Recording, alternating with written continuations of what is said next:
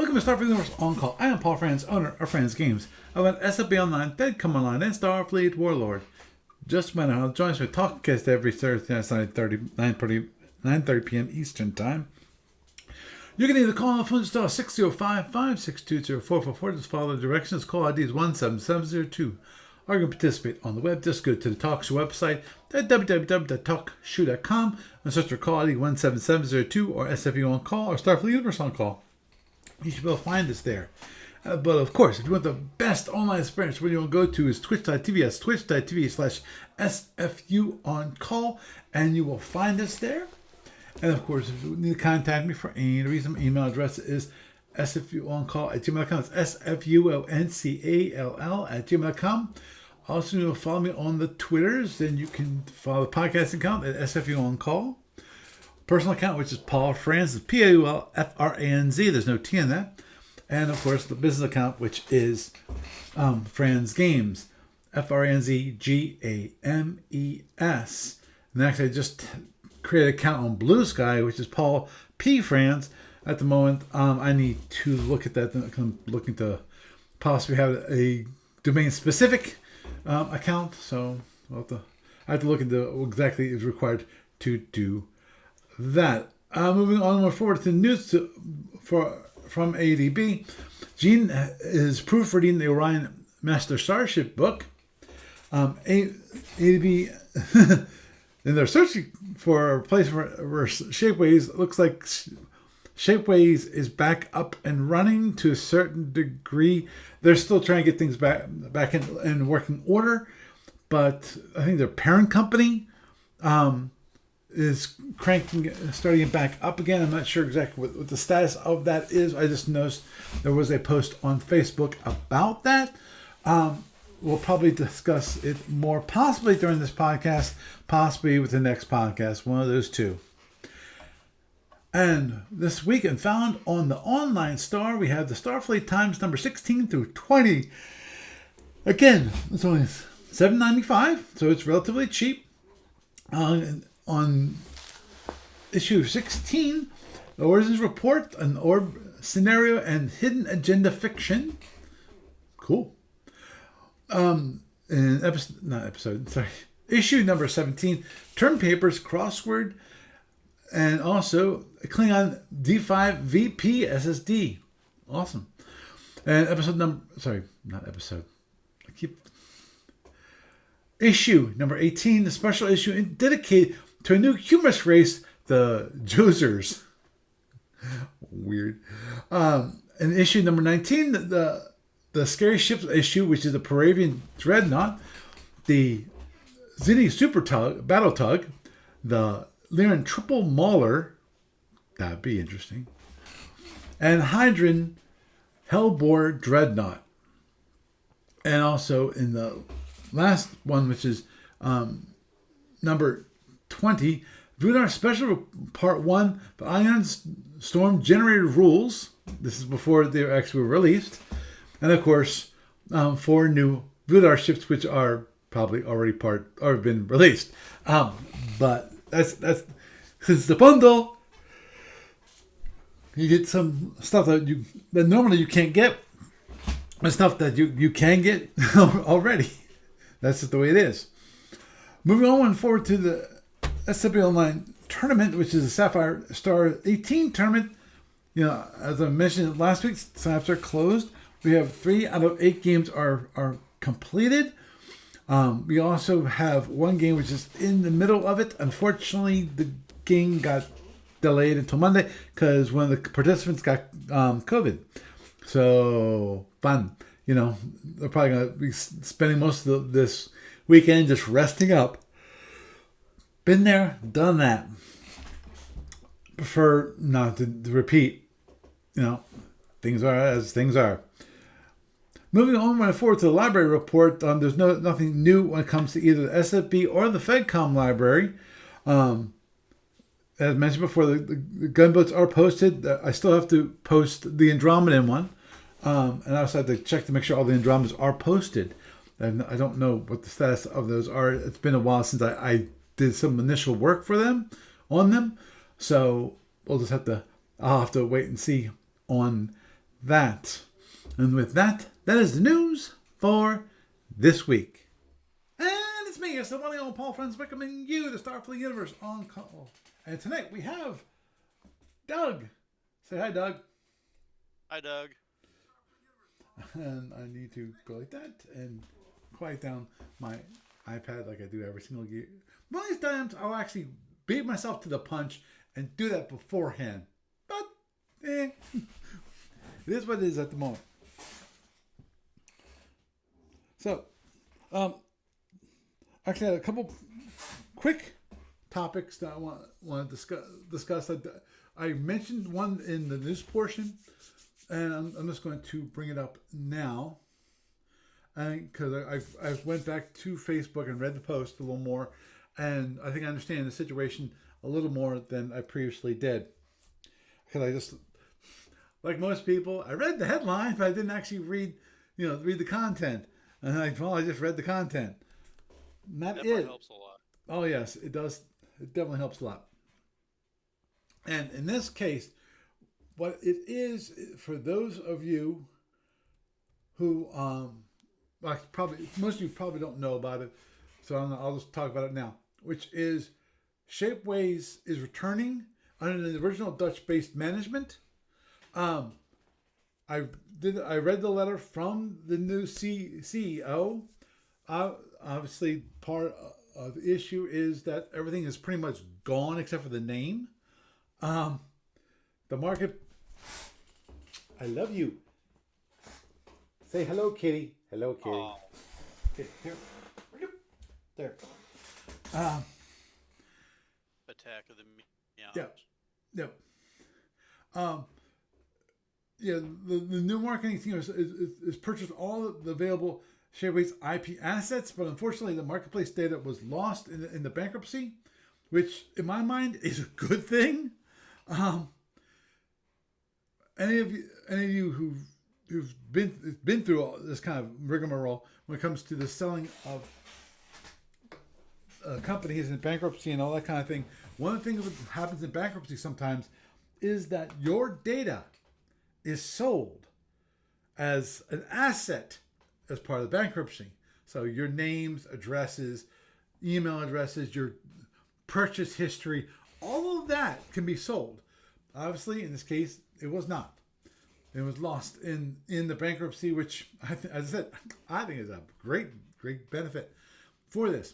And that's great. Problem, all the whole marketplace software is toast. They said additionally, the technology that the marketplace ran on was outdated and not scalable. And due to this combination of factors beyond our control, the marketplace cannot be revived as previously existed, which means we have to resubmit everything. Now, the one thing I did read, which one is this? This is the marketplace update that I'm looking at now. When it comes to the actual CEO, letter from the CEO says, and I quote, in this new chapter, Shapeways will enhance and expand our digital manufacturing engine to deliver B2B solutions tailored to custom products, spare parts management, machinery lifespan optimization, and supply chain efficiency. This through strategic partnerships, we aim to bring this solution closer to all our customers, ensuring maximum accessibility and impact. When I hear the term delivered B2B solutions, as most, probably, I'm not sure all of you know, but probably most of you know what B2B stands for, which is business to business. Business to business means they're focusing on larger manufacturing and less of the B2C, where at least that's what I'm reading, which is business to customer, which is selling things directly to the customers through the marketplace. What my guess is if ADB will be able to use Shapeways for creating the miniatures, what ADB might have to do is they're gonna have to order those from Shapeways and then sell them themselves. So there might have to be some outlay, unlike previously where Shapeways was the solution. Customers would go there, purchase this, and then they print it up and boom, here it is. My guess is they might be focusing on the ability to produce larger quantities of a single item. Now, that's honestly that's the way I am reading it. It's possible that I will be wrong. They did not say exactly what their focus will be. At least neither in the marketplace update nor on the letter from the CEO. So, given that, it might not be using Shapeways. They might be using Shapeways. We'll have to wait and see. I know before this. Now this is dated. The posting on Facebook from Mike James is from December 3rd. Now, unfortunately, Shapeways themselves did not date the blog post. So, no clue when they actually posted this blog post from the CEO. It's obviously this fall because of they mentioned how they went through the bankruptcy this past summer. The insolvency. That's my term, not their term. They said, there it is. Okay, we knew we could save what we could. This is the is the letter from the CDO from the CEO. Yeah, this is a letter from the CDO. They're saying that we have stepped in to resurrect the company and retain the value of the engine we built together with you and our community. This is the new CEO, Marlene Vogelar. I think I got that right. Oh, they actually have a press release on December 3rd. Oh, okay. And that's CEO and so forth. Key points on this news, actually press release. There's a new management team. Shapeways will continue to offer a wide range of 3D printing technologies and a large suite of materials and post-processing options. While the marketplace and shops are not to be restored because of data loss, solutions for the community are actively being sought. User IP, model data, was owned by the users and not the defunct entity, which is good to know. The management team bought all available IP property owned by the defunct entity, i.e. what was the previous Shapeways, who ran Shapeways. But then that buyer get access to user-owned IP. Okay. And new Evo accounts and model data will be present through www.shapeways.com going forward. Right. Okay. I guess the big question is, are they going to still be on hand? Or are they going to go to printing bulk? Right. Yeah, that's the muy importante question.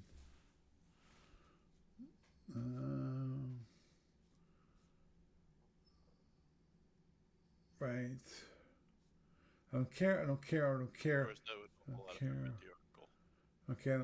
care. Okay, what are the plans for Shapeways? Our focus Shapeways was creating stability for the supply for the clients of the defunct organization. Many were left without comparable alternative, and our team worked day and night to retain and welcome back all of these relationships. Shapeways will enhance and expand its digital manufacturing engine to deliver B2B solutions tailored for, as I spit out before about from the letter from the CEO.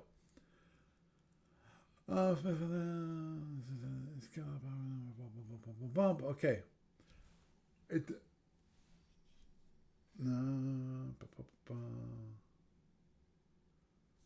It doesn't. Okay.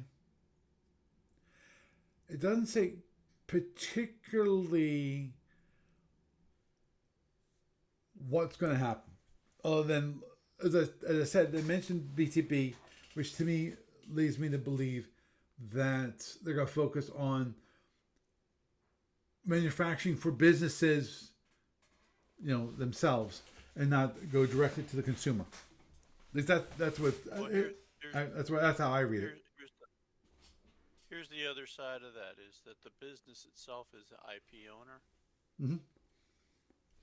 And like, for instance, ADB has its files that it uploads. They might still do print on demand, but you might have to go and link it through ADB directly instead of through them. Right, right, exactly. That's what I'm thinking. Which, of course, the problem is that means if it depends upon how the Shapeways does it, whether they're gonna have to require a certain number of certain batch level before they'll create, print out the miniatures, or what. We have to wait and see on that. Well, that that But that kind of defeats the whole print on demand aspect of it. right, right. So, Well, to a certain degree, if you can still support small batches, it doesn't defeat it. It just makes it a little more costly for the businesses. But again, as I well, that point, plus that the business also has to take care of all the shipping and everything. right, Because they understood. could end up doing a thing where ADB has to say, okay, we'll buy X number of models in batches of Y, and then we'll repackage them and ship them ourselves. Hmm. In other words, kind of like when they had a traditional um, business relationship before with the metal miniatures way back in the day. Right, Ages of Gaming, yeah, with Yeah. with Bruce Grohl. Um, So no matter what, it'll probably just drive the cost up. True. We'll just have I to just wait and want to get see. something out there that was probably guaranteed. Oh, understood. And my guess is that ADB, even with this announcement, which has just happened 2 days ago, ADB is going to probably continue to do a search for a new manufacturer, which can provide the same kind of manufacturing that our ADB's customers, were used to getting, i.e., I need one of this, two of this, three of this. You know, Oh yeah, that's the and optimal for them because and ADB doesn't they have don't have to actually do anything right, and ADB doesn't other have than upload a file. right, exactly, and ADB doesn't have to actually outlay any money up front, which is what I think what ADB is looking for. Whether that it's possible that they won't be able to find that because of Shapeways fund, i.e. Shapeways, found out that it's possible that might not be, the money's just not there to support individual printings.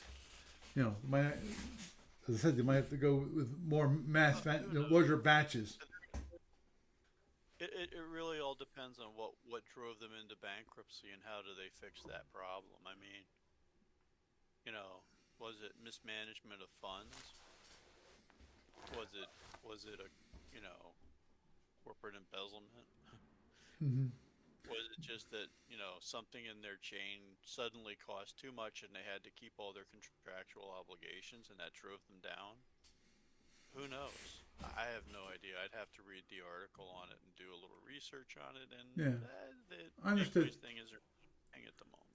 Yeah, my understanding, and I have to really look at this some more, but my understanding is basically that they grew a little too quickly for what the market actually would support. And of course, I'm looking here on the history, Shapeways FAQ. They have a short timeline history, and the last time they had the final Series E funding, it's 2018, which they raised $30 million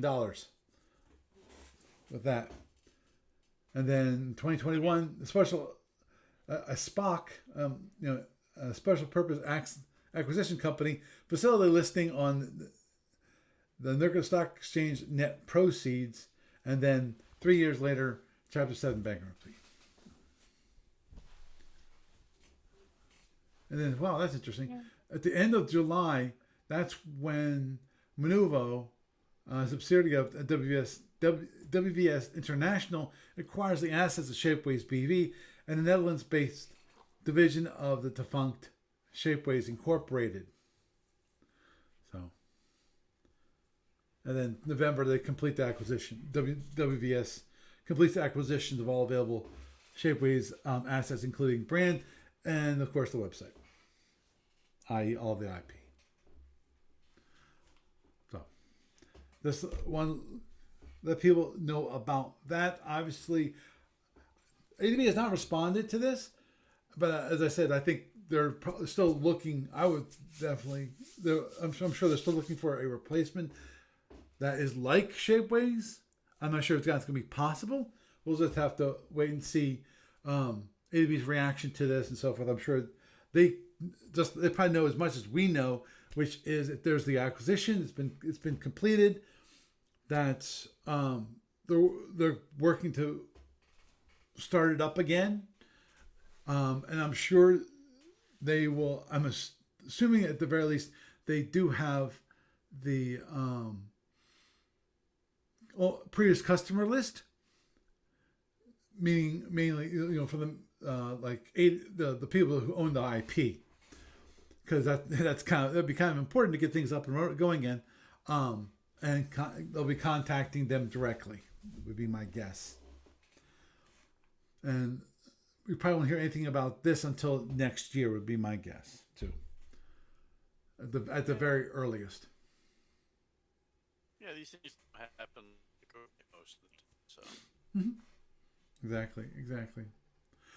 hopefully they'll get something set up for them. Agreed. Or find someone that can replace Shapeways. Either way, because Well, there's always this. Hey, you know what?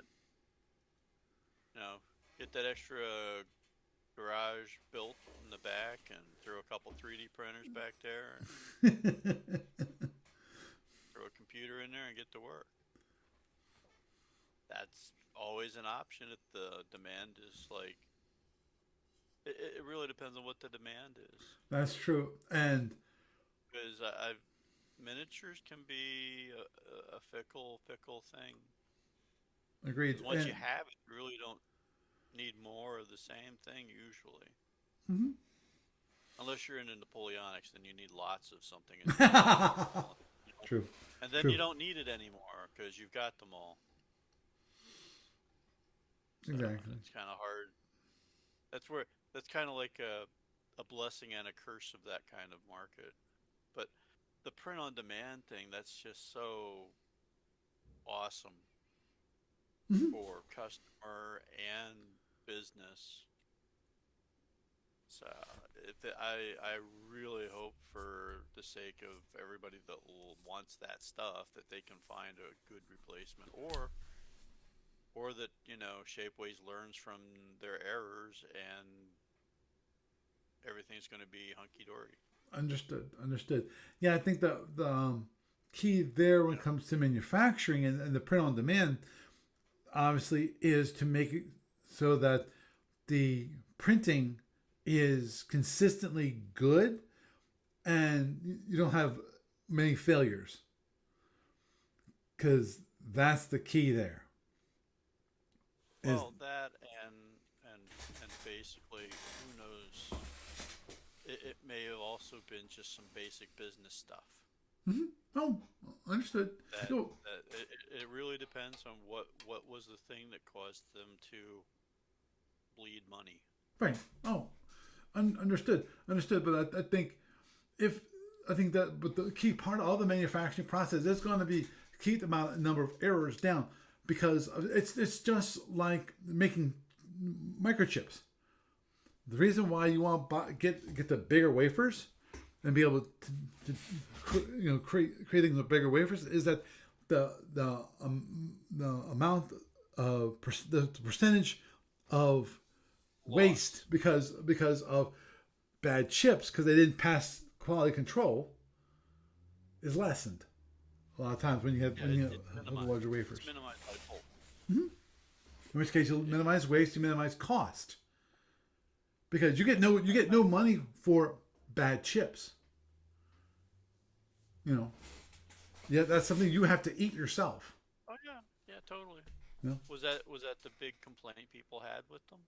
No, not at all. No, I'm just pointing out, possibly completely obvious, of some things that that when it comes to doing a print on demand, when it comes to that kind of product, printers, regular ordinary paper printers, print on demand is easy. The process is very well known. And so the printers are very, very, very reliable. Now, 3D printing reliability, yeah, it's getting up there, and I've not looked into 3D printing, especially when it comes to the higher end manufacturing ones, which are meant for, not enterprise. Crap, I forgot the term. But anyway, have it so that a business oriented one when it comes to manufacturing different products. I mean, obviously that's what sounds like Shapeways wants to do, is they want to focus on, where is it? Oh, I must have did that. Okay. Yeah, because it said. Wait. She said it, didn't she? Yeah, she said it. Right. To deliver B2B solutions tailored to custom products, spare parts management, machinery lifespan optimization, and supply chain efficiency. I keep costs down. That's all that says. Mm-hmm. So, anyhow, Yeah. Oh, just a note for those of you that listen to this podcast before it ends, and I apologize. I can't apologize because they posted on the 25th, and that and then we have, of course, 2 days later we have Thanksgiving, I think. So I didn't have a podcast since they posted this, which is the Giving Thanks sale, which ends on Sunday, December 8th. And that is all. Everything is on the online shopping cart. This is only for personal sales. Is that there's a 10% discount will automatically be applied. And if you ask, you can get a sample sprue of 7,000 scale Rodman ships, and there will also be. Then you'll also enter you into a drawing on the day of your order to see if you get one of 4 samples. You can only enter once on a particular day, and you only can win once. This sale is only for individuals and not for stores. So I know from now, which is Thursday, December 5th, so 3 days away, and hopefully for those of you who listen to the podcast, you'll be able to hear that or watch the video, which is going to be a little bit later, which should be posted tomorrow on Friday, December 6th, because after this podcast is over, I upload the podcast and then I go to bed. I deal with the videos these days tomorrow, just because I'm trying to get to bed earlier. So I'm what I normally would do is do everything that night. I need to. I'm getting up earlier now. I'm getting up an hour earlier than I used to. So I need the extra sleep. So that's I can save myself half an hour time just by doing the one thing and then going to bed. So with my kitty's going to sleep in the chair. So I just wanted so I just wanted to mention that. Also, there's something that was mentioned. Again, these are things I probably should have brought up in the news portion, and forgive me for this. Federation Commander Klingon Border, Graduation, and Klingon Space are now available. They will not ship until they receive the counter sheets at some point after December 10th. Also, for Starfleet Battles, the basic set is now available, but it will not ship until they receive the counter sheet at some point after December 10th. Again, one thing for those of you who have not been following some of the minor drama on the discussion board, and that is that looks like they've found some manufacturers to do some short run counter sheets. So they're able to get caught up on certain counter sheets with these short runs, which won't cost them an arm and a leg, just an arm. So they'll be able, instead of waiting for this big, huge pile, which then they're going to print out, manufacture, and they're going to be shipped, and they're going to have to, not break them down, but make sure, obviously, QA, quality control, it's not QA, it's QC, about those and get those going. But that's one thing they found someone to actually help them out with short run counter sheet runs. So that's good to hear. And now actually ADV is talking about short run special counter sheets. A counter sheet, right there. This is from November 22nd. A counter sheet for Borak, Peladon, Juggernauts, and the Kosians and Polar Alliance. Modules C3A. This was built into the reprint of the C3 sheet using extra 4 counters, turning counter sheets in alternate colors for Same Empire's duels, which is, for those of you who've ever actually played tournaments, it's always good to, on real life, not online, but in real life, it's always nice to have tournament counter sheets that have alternate colors when you have the mirror scenario where you're facing the same ship that you're flying, which is always interesting, I'd say. I say make them just write down where they're at the entire time.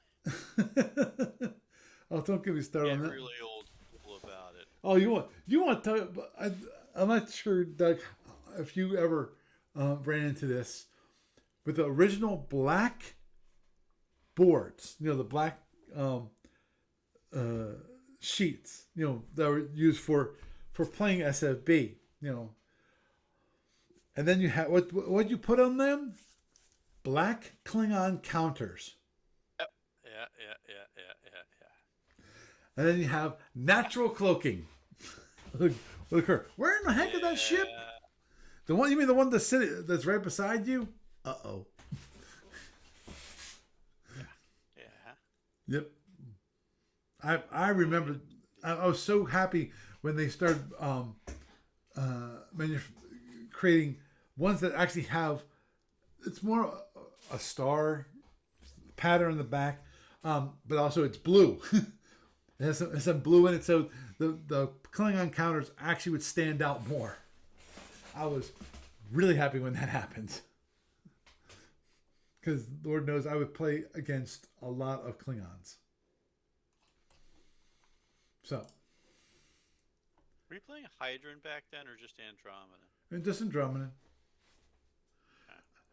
Way back in the day. Back in college. The person who liked to play the Hydrons was my friend Dan Smith. He liked playing the Hydrons. I forget what Paul Keck. I forget what he played. I know it was Andromeda. I was the only person playing Andromeda, and I was playing them incorrectly too. It wasn't until later on I realized that I was playing the PA panels completely wrong, which was interesting. I had a more powerful version of the PA panels because the way I played PA panels. Yeah, I played PA panels. So basically, you could move the as much energy as you wanted to between the panels between turns. Oopsie. Hey, I did. So that would explain a lot of the winning rate there, huh? I didn't understand the rules that well. Trust me, it didn't help me to win. I forget because that's remember the one bad thing about that is that I didn't understand the panel dump. And since I didn't understand the panel dump, I didn't understand how to quickly get all that energy into my batteries. So the only amount of batteries, energy I get into my batteries was the end between turns. That's the only way I knew how to get energy into the batteries was between turns. So I would end up slowing down quite a bit. Oh, you don't talk about slowing. You want to slow a Andromedan ship down? Have a mothership. Have all of the satellite ships inside it, and then do the surprise maneuver. Which is the mothership comes flying in to the opposing fleet, and then goes pop. There they are. There's a problem. The biggest issue with that is it takes so much energy to do that. When it comes to the transporters, they'll suck your batteries dry so fast, and so you couldn't go nearly as fast as you wanted to go. You could be going like speed 15. That's what's annoying. It's like you want to be going like speed 20 or 24. But no. I still it brings a smile to my face every single time I think about when I was playing the Andromedans for one of the campaigns on SFU Online, and what I did was that for the Andromedans for their scout ship which was an eel. What I did is I had the mothership use the one and only tractor beam that it had, tractor the eel, and have it so that all the energy that the eel produced could then be put towards its 4 special sensors. So it had all that, it had much more energy to do all of that, which was, I think, a great benefit. The only issue, obviously, was that the mothership slowed down a bit because it was 1 2/3. I forget if the eel is, if that's a 2/3 or a 5/6. 5/6. I forget what size that was. I want to say that actually it was more of a cobra size when it comes to eel, or was that the one that was python size? It's been a while. I have a question. Yes, I have shoot. a question for you. Go. I was talking to Barry the other day, and I couldn't remember the name of the thing you were going to do at Gamers. Oh, you mean The Call thing to Arms? was, red. Okay. That was the one thing I really wanted to do, is actually learn Call to Arms and how to play the pieces, and probably bring some of the minis that I have and learn it that way, with the miniatures, which would be interesting. I have another thing, which is, I'm not sure. Are the minis painted SFB miniatures? Yes, I've got. Boy, you haven't seen them for a while because I haven't been bringing them for a long time. Which is way back when, in Gamers, I used to bring the whole set which Aaron Staley painted for me, which is remember. Yeah, for all of the tournament ships. And that was awesome. Yep, and I still have them. It's just that I haven't brought them for a while. There is one other possibility, but I'm debating on that one. I know you might like it, but I'm not sure that there'll be enough interest. What? A cribbage tournament. As I said, I don't think there'll be much interest. I kind of agree with you. I don't think there would be that much. I mean, you could probably get a game or two in with Mike and I. Right. But that's the thing is that Actually, yeah, that is something I've considered doing, and it's like, I think about some of the legal aspects of it, and doing like card tournament type things, and how that kind of like, it comes down to like the casino laws. Yeah, but Doing card things for like we're not prizes. playing. I know, and it's something I've gone over before. Right, because it might be a prize, but it wouldn't be. But as long as it's not a money prize. Yeah. But the real question is the time sink into it. Right. It's like a reason that Mike and I might be interested in like a game or two Hmm. versus a tournament is that we actually play on a fairly regular weekly basis. Right. So it's, not like we're coming to gamers just to get that particular fix in. Right. Um, so there's that. And I don't know, I have never really seen or outreach to try and find like a cribbage community in the area here, so to speak. It's like occasionally I meet somebody that plays cribbage, Hmm. but it's just kind of an odd thing. Plus, I think the main focus is like a lot of like board games and tabletop games that, but we haven't really Right. had a large interest in the card stuff. I mean, Mike's had his card table set up with the medieval game stuff, Hmm. and but we just don't have a lot of like foot traffic.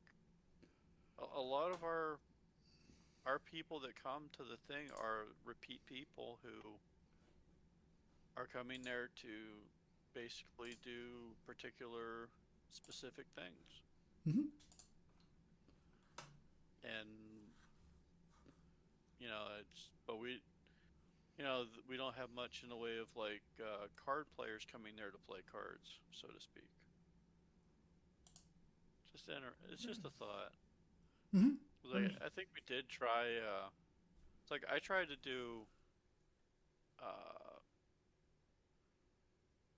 like like you were saying, a non cash prize but substantial prize poker tournament during the early first few times that we ran the convention. And it's like, and I knew a lot of people that play poker, and it's like the number of people that came out for that, even though the prize was like, hey, here's a full set that would cost you X dollars to buy online, was like, and a nice set at that. It was like not worth the time and effort to try and set that particular thing up. Hmm. So, yeah. Wow. Yeah, I mean, it's just, Hmm. I just don't see the benefit for the event. Oh, understood. Understood. Now, I was doing a quick check at the local cribbage clubs on the cribbage.org site. They're all in. They're closer to Philadelphia. They're one in Elkins Park, which is right above Philadelphia. One in King of Prussia, and another one in Media, which is right near King of Prussia. Let me see. One in Elkins Park meets on Wednesdays at 6:30. Um, the one in Media Mondays at 5:30, September through May. And King of Prussia is second and fourth Sundays. Second and fourth Tuesdays of the month at 6 p.m. And they play all year round. The, the one in Media is called Gold Cribbage Club, and the Mid Atlantic Cribbage Club is the one in Elkins. King of Prussia Cribbage Club is the one in King of Prussia. There's 6 game clubs, whatever that means. I'm not familiar with cribbage terminology when it comes to clubs, so just let you know that I did a quick look see. But anyway, Okay. was there Thank you. no problem? Was there a particular topic you want? You said you had a topic that we might want to discuss. Well, there was the gamers thing, Mm-hmm. so that was a significant part of it. I was thinking of maybe a potential topic for another episode. Uh, Not one to start this late Right. in this episode, Right.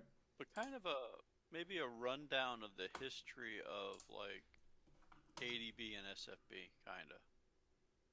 Oh, okay. Dedicate like a whole episode to that. Are you talking about the production of the product, or the history within the product? Um, I would say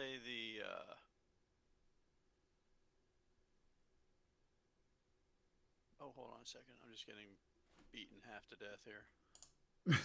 Omaha is beating you. No, no, no, no, no. I was running around in WoW Oh, okay. So you're playing on WoW at the same time you're on the podcast. as I'm talking to you. Yeah, and basically, I we couldn't afford the upgrade yet Mm-hmm. because of family of four money issues all frickin' year long. Yep. Yeah. And when they did the new expansion back in August, literally like a few days before my birthday in August, Mm-hmm. we couldn't afford that.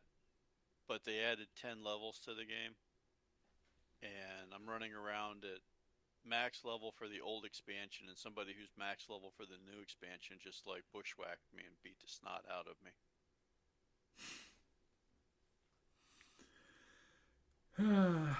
It happens. It happens.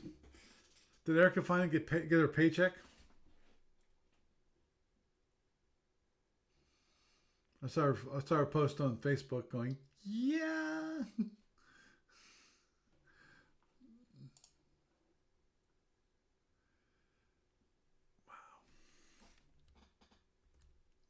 Good answer to that question is no. Ah,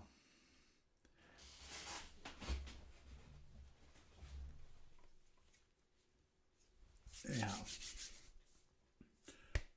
yeah. So, obviously, hopefully, we can get more get miniatures one way, either whether it's Shapeways or not Shapeways in the near future from ADB. I know that's one thing that currently, if you want to actually though, you can. Let me just double check them. Yeah, I'm pretty confident. Pretty confident. I'm hoping. Da-da-da. Seeing if they. I wonder if they still have some of the old ones. What's that? Most of the ships are sold as unpaid pewter. Yeah, the pewter ones. No idea. So anyway, a friend of mine was talking to me in Facebook Mm-hmm. through a message service about like he was happy to play some SFB with somebody in Europe because his wife is stationed over there, and that's where they're at now. Mm-hmm. And this is a guy that I played with back when I was at Fort Hood in the '90s, and he was saying he was kind of doing he was doing some of the song and dance about how wondering why SFB wasn't much bigger and why it was seemed like a dead game and this, that, and the other. And I was telling him, well, it's not really dead if you're still playing it. There's still a community of people. We have a few people that come out to gamers. There's Facebook groups out there you can talk to. You can go on the SFB boards because he actually it started off with him asking me about if I knew where the star list was, if it was still being published or not. Mm-hmm. And Well, I you told have him, to request people nearby you. Yeah. yeah, and we had a little back and forth in the messaging about it, and I thought maybe it would be good to do like kind of a synopsis of where the game came from, where it's gone, some of the bumps along the way, like the whole thing about like 9 or 10 years of lawfare, and you know, and exactly what kind of business it is, how, the size and scope of it, so to speak, because it's like it's just one of those things to to try to explain to them about how the company is kind of been about pretty close to about the same the whole time I've seen it, Yeah. size wise and reach wise, and where it had its peak and then when it declined. So, and the fact that it's still there is kind of actually amazing in its own way. Agreed. Agreed. But because I would describe it more of a passion project than a full blown business model thing. So Right. there's that. So Agreed. I was just thinking that might be a nice thing to dedicate a whole episode to if you wanted to. Yeah, I think that would be great. I definitely would want to do a little more research, because of part of the history of Starfleet battles, of course, is what happened after Starfleet battles. The whole bringing in Federation Commander, the whole thing of expanding to other gaming engines. Of course, then there's the other one, like Prime Directive, which originally was an actual RPG product produced by ADB, and then they later on moved it from just their own engine and to at GURPS. to GURPS, PD20 Modern. I think actually they Well, yeah, they used the D, D20 engine. right, and I think there's also they had a D6 version at some point. Really? Yeah, Okay, but yeah, you get the idea of what I'm talking about. right, right, Rather than trying to go there now because it's like almost 10:30. right. Agreed, and definitely would prefer to. And also, I'd want to gather up a little bit about the history itself of not just SFB, but the other products related to SFB. Obviously, starting with SFB itself, but the whole idea of some of the other products that came along after had SFB just being added on to when it comes to different modules, the just different editions of SFB. Lord knows if you ever actually looked at the original SFB, the original, and read the Yeah, rules yeah, yeah. for the I original got it. SFB, And it's quite a bit different a game than you currently have, yeah, which is that and there's also the whole yeah because that you go way back to the Pocket Edition. right, right, exactly. And also, I remember buying a bunch of those Pocket games when I was a kid, and when I was first in the military back in the early '80s. And the ADB thing actually had more games than just Starfleet Battles at the time. Yep, yep. We have Starfire They there. had a few other, they had a few other Pocket games. Hmm. He also has his Vietnam game too. So there was like a few different things, and then the focus became SFB, Hmm. the primary focus. Right, and then we So had the whole issue with Task Force games and all that kind of thing. So yeah, that, well, and that's then you also had the whole when Paramount bought all the IP rights from uh, the original holder and made the movie and decided they didn't want Cole to be in business anymore, or at right, least not in the business of Star Trek stuff. right, right, Yeah, and and and come that to whole fight. come to Oh, find out that they can't do anything about it. yeah, and surprise, you guys are host, and you Yeah, just wasted because we a didn't. decade, a decade of lawfare and money down the drain for nothing. Yeah, And the only thing that did was basically put a big hamper on the development of the SFU. So there's that. So yep. yeah, I was just thinking that might be a good one to put to a whole episode, Oh yeah. Oh, maybe more than one. possibly more than one. Yep. So, But as I said, I'd want to collect some more historical information about how things went, and putting it all together.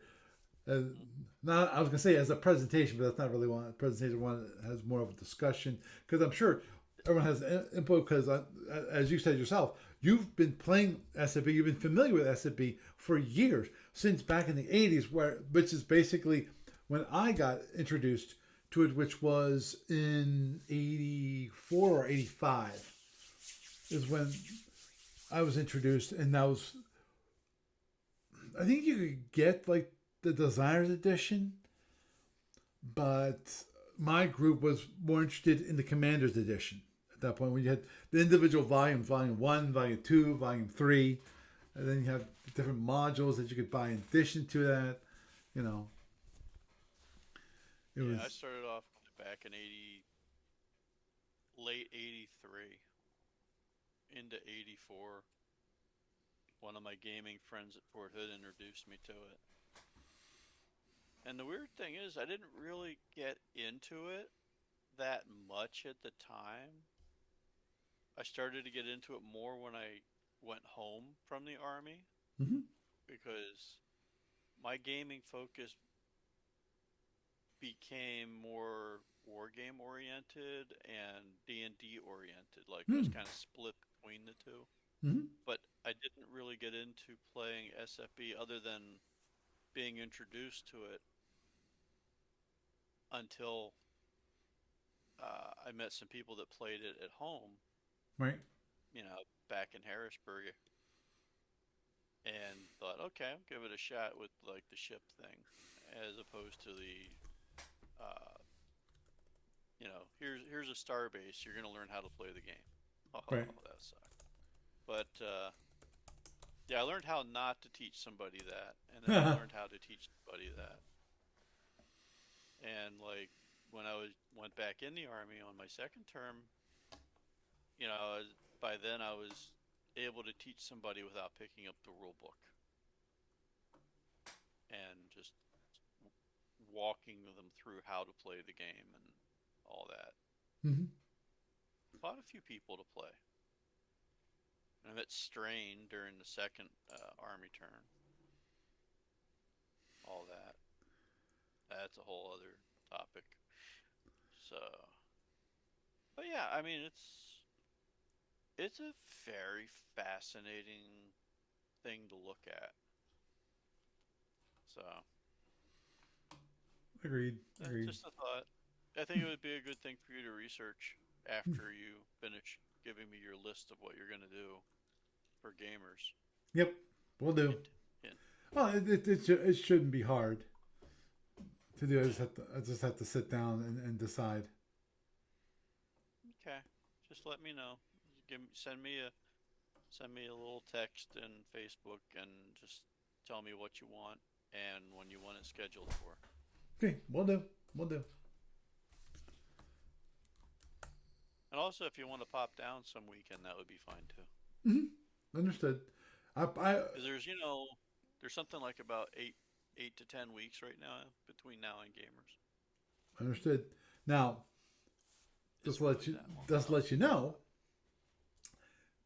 for my work is it's coming up on our yearly break, because we shut down between Christmas and New Year's at my work, Okay. which is always lovely. And I talked to my wife, and she said, there's 2 other days, between the New Year and the weekend. Why don't you take those off too? So I'm taking those off too. So, No, I so think I, I think Barry is jonesing for a game day. oh, I know he is. I know he is. The question's going to be obviously the which is, will he be around? Yeah, that is kind of the question, but you know what? Even he gets breaks from his job, Oh, so I know. And I'm assuming that he's actually will be home around Christmas. yeah. Christmas, New Year's Eve, and then you got just the randomness of when and where he has to go wherever. hmm Understood. And hopefully Let's he's not on call and track to gets called out of town. Like, oh, we gotta fly out tonight to I don't know, Albuquerque, New Mexico. I don't know.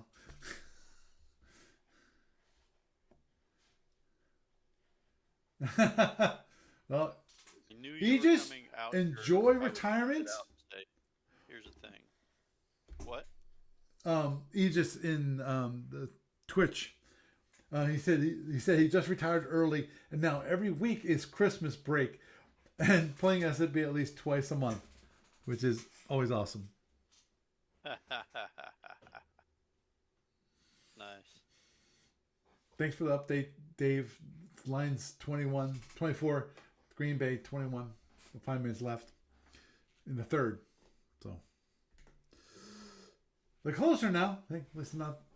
Green Bay is not being completely wiped. Oh, looks like that's at one point they were actually ahead. Let's try that again. Come on, Green Bay. Let's try it again. Anyway, I don't know that much about Green Bay. I don't want the Lions to win. So anyhow, we'll wrap up there. Doug, it's always been a pleasure talking to you and always having you around. Thank you for having me on. Okay. Well, you have a good night. Okay, bye. So, had a nice little discussion there about, of course, miniatures and Shapeways and what Shapeways is going to be doing. As I said, as I read it, it sounds like they're going to focus on business to business and less business to customer or consumer. So we might not see Shapeways, the marketplace they had previously. We'll just have to wait and see. Obviously, ADB, no matter what, ADB, I'm sure is going to look for, if Shapeways comes back, have another place to go to, because I'm sure they don't want this happening ever again, where basically all sale of miniatures stop dead. You know, because I really wish I could have bought some miniatures before Shapeways went out of business. You know, it's like it's just bad timing. Anyhow, with that, I am Paul Franz, and I bid you a good night.